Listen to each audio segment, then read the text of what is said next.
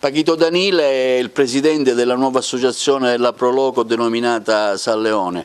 Come mai questa nuova Proloco e quali saranno gli obiettivi?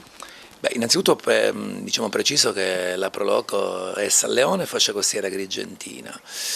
Come mai? Nasce dal pensiero di alcune persone, delle iniziative che cercano di promuovere, e questo è il fine principale della Proloco, lo sviluppo della nostra terra, in particolare di San Leone, diciamo che è la nostra perla turistica marittima, che da troppo tempo giace un po' lì dimenticata, impolverata, e a cui sembra che quest'estate si possa dare, diciamo, un nuovo impulso.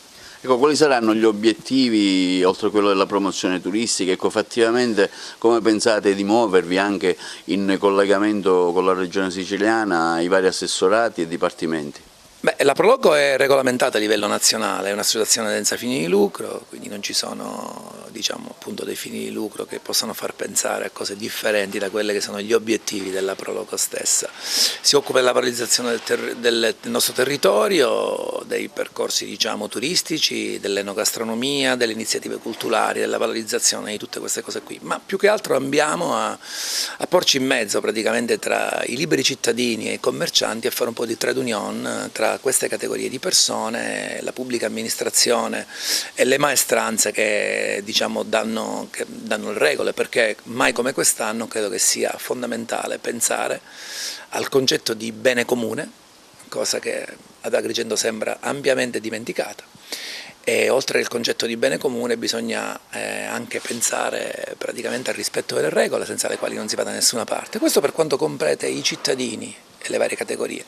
Altresì la pubblica amministrazione e le maestranze devono metterci del loro facendo il loro. Io penso che da una fattiva collaborazione tra queste categorie sicuramente potrà uscire qualcosa di buono già da quest'estate, è quello che ci prefiggiamo di fare, un progetto ambizioso per il quale crediamo fortemente. Credo che con un pizzico di inventiva e di volitività questo si può fare.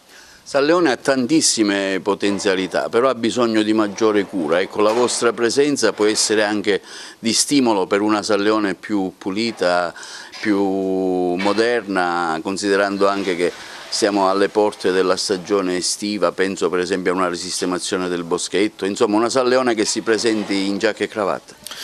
Guardi direttore, io sono un abitante di San Leone da sempre, cioè da quando sono nato, quindi ho visto i primordi di San Leone quando era poco più che un borgo marinaro e l'ho vista evolvere nel tempo e poi anche decadere nel tempo. Quest'anno sembra che ci siano degli impulsi nuovi, come ribadisco, quindi assolutamente sì, mi auspico che questo possa accadere e deve accadere assolutamente da quest'anno. Dico, le premesse ci sono e ci potrebbero essere, secondo me se ci uniamo e cerchiamo di fare del bene comune il nostro primum movens sicuramente raggiungeremo l'obiettivo.